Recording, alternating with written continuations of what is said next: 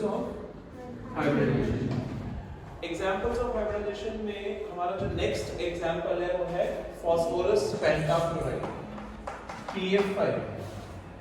As we know कि central atom ही hybridization में पार्टिसिपेट करता है, सराउंडिंग एटम्स हाइब्रिडाइजेशन में पार्टिसिपेट नहीं करता।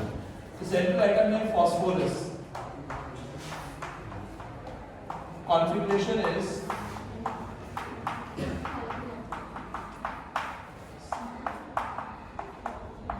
now phosphorus has 3 unpaired electrons, but phosphorus has to make 5 bonds and there is requirement of 5 unpaired electrons. Therefore we involve d orbital. One electron is shifted from s to d orbital and it undergoes sp3d hybridization. sp3d hybridization and we get 5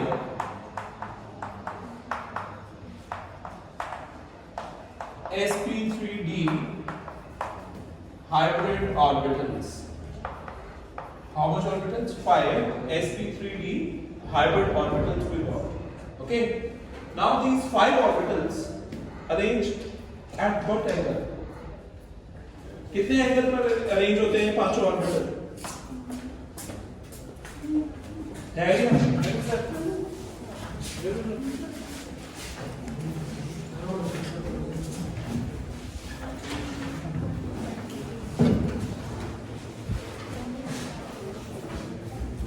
जब हमारे पास 5 orbitals होते हैं, कितने? 5। तो 5 में से 3 orbital arrange होते हैं at an angle of 120।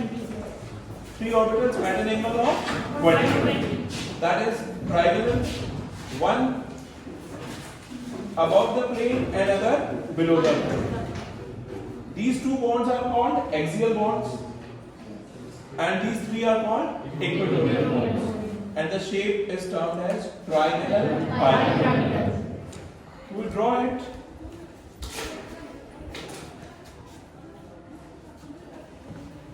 Central atom is phosphorus. 5 orbitals, hybrid orbitals, out of which 3 in the equatorial position at an angle of 120 and 2 at axial position at an angle of 90. And then fluorine is bonded to them and this geometry is termed as trigonal bilateral.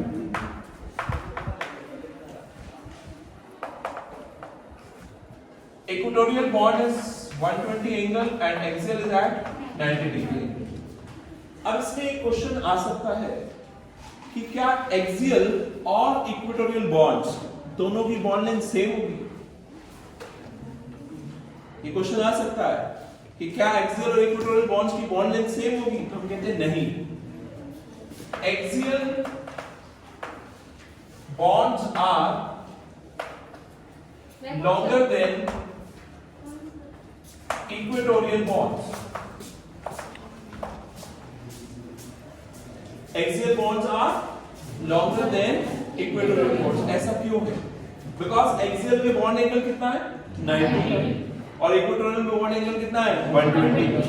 अब जब 90 का angle है तो हमारे repulsions ज्यादा और जहाँ repulsion ज्यादा हम एक दूसरे से दूर हो जाएंगे और दूर हो जाएंगे तो bond length बढ़ जाएगी। Okay, what we say because at axial position आप ये कह सकते हैं कि ये axial bond है, इसको 3 बॉन्ड से रिपल्शन मिलती है, 1 2 3। ठीक है, ऐसे इस एक्सियल को भी इन 3 बॉन्ड से रिपल्शन मिलती है। तो एक्सियल का बॉन्ड एंगल कम है और 3 बॉन्ड से रिपल्शन मिल रही है, इसलिए एक्सियल कंपैरेटिवली थोड़े लॉन्गर बॉन्ड हो जाएंगे as compare to equatorial. Question ऐसे भी आ सकता है कि PCl5 when heated dissociate to give PCl3 and Cl2। Why? क्योंकि PCl5 को जब हीट करते हैं तो 2 ही बॉन्ड क्यों टूटते हैं? कौन से टूटेंगे? एक्सियल वाले। बिकॉज एक्सियल वीकर है, एक्सियल बॉन्ड लॉन्ग है और जो लॉन्ग बॉन्ड होगा वो क्या होगा, वीकर। तो क्योंकि एक्सियल बॉन्ड वीक है, लॉन्गर है, इसलिए एक्सियल ब्रेक हो जाएगा लेकिन इक्वेटोरियल ब्रेक नहीं होगा। This is explanation of shape of PF5. Now we come to SF6.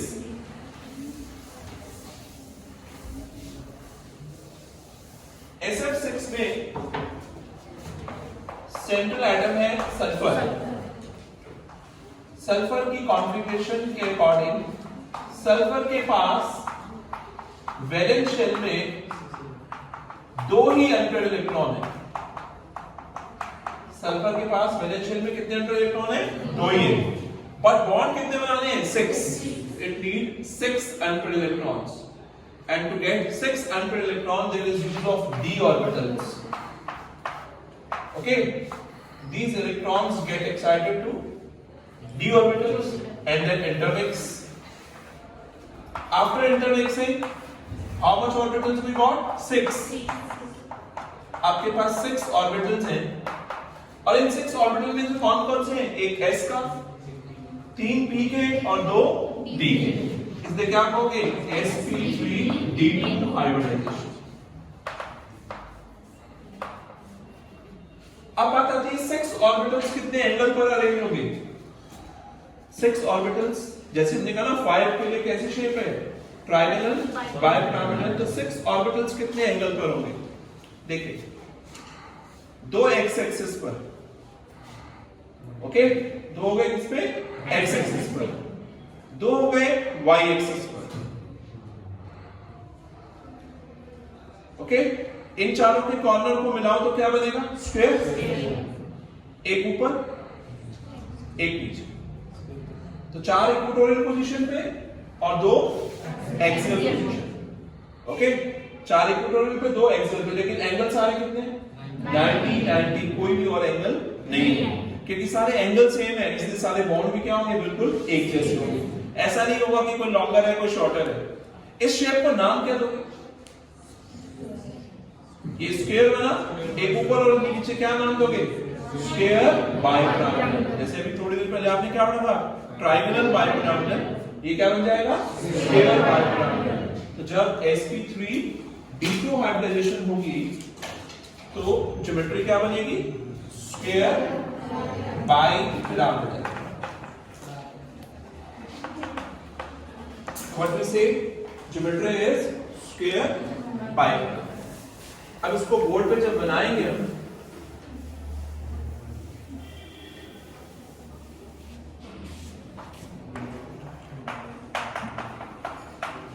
तो कुछ इस तरह से सेंटर में सल्फर, 2 बॉन्ड एक्स एक्सिस पे, 2 बॉन्ड वाई एक्सिस पे, ये बन गया square,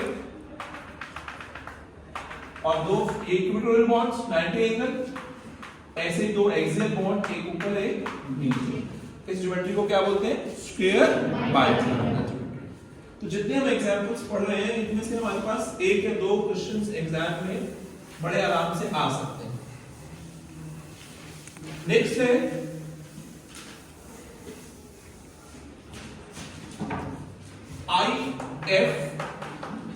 IF7, iodine हेप्टाफ्लोराइड। Central atom कौन है, आयोडीन। हाइब्रिडाइजेशन किसमें होगी, आयोडीन में। फ्लोरीन में हाइब्रिडाइजेशन नहीं होगी क्योंकि सराउंडिंग एटम हाइब्रिडाइजेशन नहीं करता। हाइब्रिडाइजेशन कौन करता है, सेंट्रल एटम। आयोडीन की वैलेंस शेल की कॉन्फ़िगरेशन है 5s2 तो आप देखें आयोडीन के पास कितने अनपेयर्ड इलेक्ट्रॉन है, 8। आयोडीन के पास सिर्फ 8 अनपेयर्ड इलेक्ट्रॉन है, होने कितने चाहिए, 7। क्यों 7 होने चाहिए, 7 बॉन्ड्स बनाने हैं। अब 7 अनपेयर्ड इलेक्ट्रॉन क्रिएट करने के लिए इलेक्ट्रॉन आगे कहां शिफ्ट होगा, डी में। तो ये सारे ऑर्बिटल आपस में इंटरमिक्स कर गए, एक s का, 3 p के और 3 d के। तो हाइब्रिडाइजेशन क्या हो गई, sp3d3। और sp3d3 हाइब्रिडाइजेशन में आपको 7 हाइब्रिड ऑर्बिटल मिल गए, 7 sp3d3 हाइब्रिड ऑर्बिटल्स। देखो जब 5 ऑर्बिटल थे तो क्या शेप थी? ट्राइगन और पिरामिड, 3 इक्वेटोरियल 2 एक्सियल। ओके, जब 6 ऑर्बिटल थे 4 इक्वेटोरियल 2 एक्सियल। अब 7 है तो 5 इक्वेटोरियल 2 एक्सियल। तो जो 5 इक्वेटोरियल होंगे वो क्या शेप बनाएंगे बेटा? बोलो, 5 इक्वेटोरियल में कौन सी शेप बनेगी? पेंटागन। 3 में क्या बनी थी? Triangle bipyramidal. 4 में क्या बनी थी? स्क्वायर बाइपिरामिडल, जिसको ऑक्टाहेड्रल भी कहते हैं। अब 5 में क्या बनेगी? पेंटागोनल बाइपिरामिडल, एक एक्सियल ऊपर एक नीचे। अब ये पेंटागोनल में बॉन्ड एंगल कितना होगा? 70। ओके, और एक्सियल का बॉन्ड एंगल कितना होगा? 90। Okay, so this is shape of IF7। IF7 और इसके बाद और एक्सपेंशन नहीं होता, क्योंकि कोई भी एलिमेंट 7 से ज्यादा बॉन्ड नहीं बना सकता। एक एलिमेंट है ऑस्मियम, वो 8 बॉन्ड बनाता है, लेकिन वो भी सिग्मा बॉन्ड्स नहीं होते। सिग्मा बॉन्ड्स नहीं होते, फिर उसमें पाई आ जाता है। अदरवाइज 7 से ज्यादा ऑर्बिटल बॉन्ड नहीं बनाते हैं, इसलिए आप आगे की एडिशन नहीं है इसके बाद के sp3d4 ना, यही तक फिनिश हो जाती है। Okay, up to this without यहां तक। तो let's move further. Next example है हमारे पास सल्फेट। आपने पढ़ा कोवलेंट बॉन्ड 2 तरह का है, कौन कौन सा है?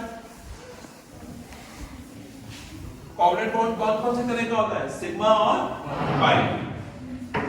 ठीक है, तो ये ध्यान रखिएगा, hybrid orbital can not make pi bonds. ऐसा क्यों? Hybrid orbitals can not make pi bonds, ऐसा क्यों? व्हाई? देखो, पाई बॉन्ड बनाने के लिए साइड वाइज ओवरलैप होता है, और साइड वाइज ओवरलैप या तो ऐसे होगा, इसको हम क्या बोलते हैं? पी पाई पी पाई। ओके, या पाई बॉन्ड बनाने के लिए ये साइड वाइज ओवरलैप होगा, इसको हम बोलते हैं डी पाई पी पाई। पाई बॉन्ड के लिए साइड वाइज ओवरलैप होता है ना, याद है ना? या फिर पाई बॉन्ड बनाने के लिए 2 D orbital side wise overlap करेंगे, इसको बोलेंगे हम डी पाई डी पाई। तो पाई बॉन्ड बनाने के लिए 2 जगह ओवरलैप होना है, उसके लिए डबल शेप होनी चाहिए। लेकिन हाइब्रिड ऑर्बिटल की शेप कैसी होती है? बैलून। तो बैलून शेप का hybrid orbital side wise overlap नहीं कर सकता। तो हमने कहा hybrid orbital can not make pi bond because जो बैलून शेप है ना, वो can not undergo side wise overlap. ठीक है, बैलून शेप वाले ऑर्बिटल साइड वाइज ओवरलैप नहीं कर सकते, इसलिए क्या कहा? जो पाई बॉन्ड होगा वो हाइब्रिड ऑर्बिटल नहीं बनाएगा। पाई बॉन्ड नॉर्मल ऑर्बिटल से बनेगा, हाइब्रिड ऑर्बिटल से नहीं बनेगा।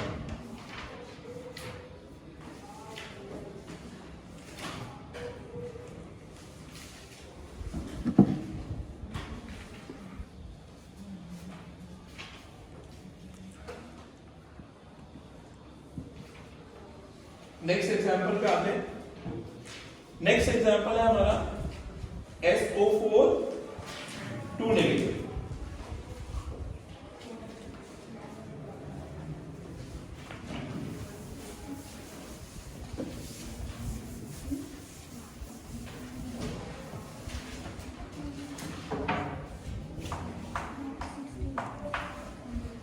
SO4 2 नेगेटिव में सेंट्रल एटम सल्फर।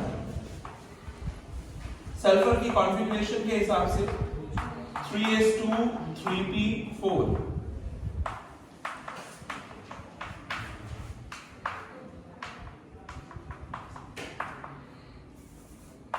ये सिचुएशन है सल्फर की, 3s2 3p4। सल्फर के पास कितने अनपढ़ इलेक्ट्रॉन है? 2। लेकिन ऑक्सीजन कितने हैं यहां पर? एटलीस्ट 4 बॉन्ड्स तो बनाने पड़ेंगे। तो 6 बनते हैं सल्फर में, लेकिन 4 तो अनपेयर्ड चाहिए ही चाहिए। और सल्फर में अगर हम देखें सल्फेट में, तो सल्फेट में 6 बॉन्ड्स होते हैं। कितने बॉन्ड्स होते हैं? 6। आप देख रहे हैं ना, 2 2 4 1 5 1 6। ओके, तो 6 अनपेयर्ड इलेक्ट्रॉन चाहिए। तो 6 अनपेयर्ड इलेक्ट्रॉन के लिए क्या होगा? डी में इलेक्ट्रॉन्स की शिफ्टिंग होगी। कर दी हमने शिफ्टिंग, हो गई। अनपेयर्ड इलेक्ट्रॉन क्रिएट हो गए 6। अब ध्यान देना, इसमें से जो डबल बॉन्ड है उसमें एक सिग्मा होगा और एक पाई। ओके, और जिसने पाई बॉन्ड बनाना है वो हाइब्रिडेशन में इन्वॉल्व नहीं होगा। पाई बॉन्ड बनाने वाला ऑर्बिटल हाइब्रिडेशन में इन्वॉल्व नहीं होगा। तो सिचुएशन क्या आएगी? ये S, ये P और ये D में गए 2 इलेक्ट्रॉन। ध्यान देना, इसमें सिग्मा बॉन्ड कितने हैं? 4। 1 2 3 4।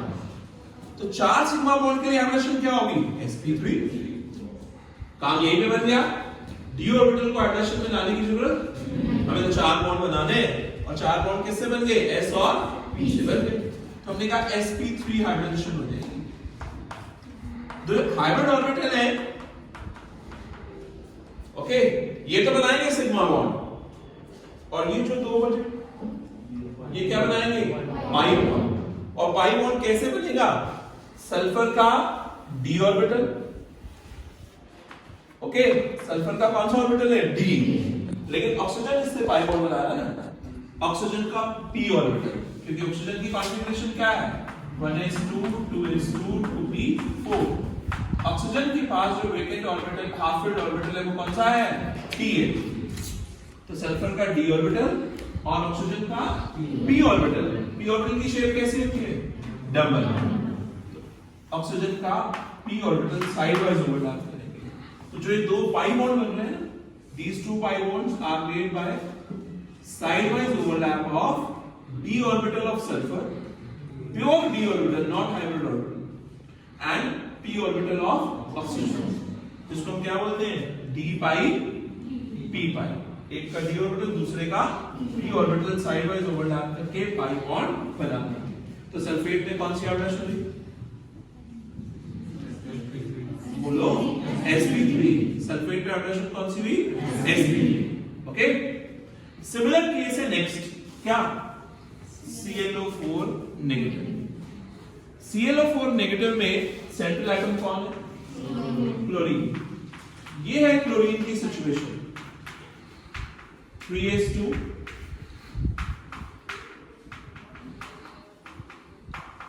3p5। ओके, अब इसमें क्लोरीन ऑक्सीजन डबल बॉन्ड बनाता है। आप देखें कितने सिग्मा बॉन्ड बनते हैं? 4। 1 2 3 4। और पाई कितने बनते हैं? 3। हम कहते हैं 4 सिग्मा बॉन्ड है और 3 पाई। टोटल 7 बॉन्ड बनते हैं ना। तो 7 बॉन्ड्स बनने के लिए कितने अनपेयर्ड इलेक्ट्रॉन चाहिए? 7। 7 अनपेयर्ड इलेक्ट्रॉन क्रिएट करने के लिए इलेक्ट्रॉन्स की शिफ्टिंग हो जाएगी। हो गई, ये सिचुएशन आ गई आपके पास।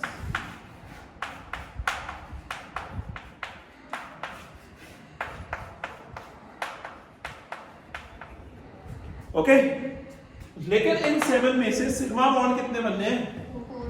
4 ही बनने हैं ना।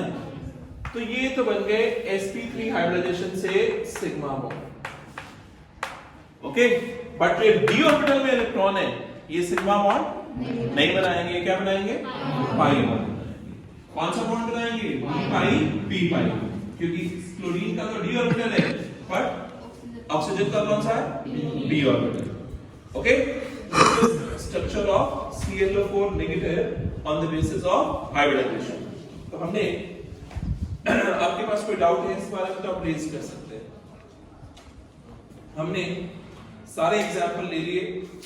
sp हाइब्रिडाइजेशन का लिया। sp हाइब्रिडाइजेशन का एग्जांपल कौन सा था? BeF2। ओके, फिर sp2 का एग्जांपल कौन था? BF3। फिर sp3 का एग्जांपल कौन सा था? CH4 जो हमने कल पढ़ा था। sp3D, इसका एग्जांपल कौन सा है? EF5, sp3d2 इसका एग्जांपल कौन सा है? SF6, sp3d3 इसका example IF7. So these are various examples of molecules in which we have explained the concept of hybridization. अब हमारे पास एक एग्जांपल बचा, कौन सा? बोलो. NO3 नेगेटिव, उसको लेते हैं. NO3 negative. किसी को NO3 नेगेटिव का शेप मालूम है? NO3 नेगेटिव के बारे में कोई नॉलेज है किसी को?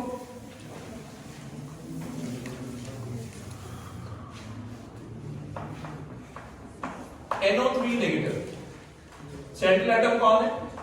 नाइट्रोजन. कॉन्फ़िगरेशन के हिसाब से नाइट्रोजन के पास वैलेंस शेल में कितने इलेक्ट्रॉन है? 5. 3 p में और 2 s. देखो इसकी खास बात क्या है? नाइट्रोजन के पास ये ऑप्शन नहीं है कि नाइट्रोजन अपने इलेक्ट्रॉन को आगे शिफ्ट कर सके. क्यों? नाइट्रोजन के पास d ऑर्बिटल नहीं है. क्यों नहीं? भाई सेकेंड शेल है और सेकेंड शेल में d ऑर्बिटल. d ऑर्बिटल कहां से आता है? थर्ड शेल से आता है. सेकेंड शेल में d ऑर्बिटल. हम कहते हैं नाइट्रोजन के पास ये ऑप्शन ही नहीं है कि ये इलेक्ट्रॉन को एक्साइट कर सके. नाइट्रोजन के पास d ऑर्बिटल नहीं. इसमें इलेक्ट्रॉन यही रखना है. Getting my point? d orbital involve हो ही नहीं सकता. सेकेंड पीरियड में d ऑर्बिटल नहीं आ सकता. तो जहां ऐसा पॉसिबल नहीं है इलेक्ट्रॉन आगे एक्साइट हो जाए, वहां फिर कोऑर्डिनेट बॉन्ड बनता है. कौन सा? Any idea about coordinate bond? Coordinate bond में क्या होता है? एक एटम अपना फुल एलिमेंट ऑर्बिटल देता है और दूसरा एटम खाली ऑर्बिटल. एक बॉन्ड बनने के लिए कितने इलेक्ट्रॉन चाहिए? 2. अगर एक एक एटम दोनों एक एक इलेक्ट्रॉन दे दें तो कोवलेंट बॉन्ड. लेकिन दूसरा केस क्या है? एक एटम दोनों इलेक्ट्रॉन दे और दूसरा खाली ऑर्बिटल दे. ठीक है, इलेक्ट्रॉन तो 2 ही चाहिए. तो एक ने दोनों इलेक्ट्रॉन दे दिए और दूसरे ने खाली ऑर्बिटल दे दिया, तो वहां कौन सा बॉन्ड बनता है? कोऑर्डिनेट बॉन्ड बनता है. डेटम बॉन्ड बनता है. तो नाइट्रेट में कोऑर्डिनेट बॉन्ड होता है. और कोऑर्डिनेट बॉन्ड क्या है? सिंगल बॉन्ड है, सिग्मा बॉन्ड है. और जो सिग्मा बॉन्ड है वो क्या बनाएगा? हाइड्रोजन बनाएगा. अगर पाई होता तो अब कौन? देखो यहां पाई है ना, तो कितने हो गए सिग्मा? 1 2 3. तो कौन सी हाइड्रोजन होनी चाहिए? sp2. sp2 हाइब्रिडाइजेशन होगी और एक p ऑर्बिटल बच जाएगा. क्यों छोड़ देंगे? पाई बॉन्ड बनाना. यस, एक p ऑर्बिटल क्या बनाएगा? पाई बॉन्ड बनाएगा. अब sp2 हाइब्रिडाइजेशन में ज्योमेट्री क्या होती है? बता दो. sp2 में ज्योमेट्री क्या होती है? कल तो पढ़ा है. ट्रायंगुलर प्लेन है. 3 ऑर्बिटल कितने एंगल पर? चलो 3 ऑर्बिटल कितने एंगल पर? 120. ये तो sp2 हाइब्रिडाइजेशन हो गई. और ये बच गया एक बिना हाइब्रिडाइजेशन वाला ऑर्बिटल. अब देखो इधर, ये जो हाइब्रिड ऑर्बिटल है कितनी एक जगह लॉन पेयर है. वो लॉन पेयर क्या करेगा? कोऑर्डिनेट बॉन्ड बनाएगा. क्या करेगा? और ये 2 सिंगल बॉन्ड बनाएंगे. ठीक है. और फिर जो एक अनपेयर बचाएंगे बिना हाइब्रिडाइजेशन वाला p ऑर्बिटल, ये क्या करेगा? पाई बॉन्ड बनाएगा. डबल कर देंगे. लेकिन शेप क्या होगी? Triangular planar. बॉन्ड एंगल कितना होगा? 120. Okay, got it? ठीक है.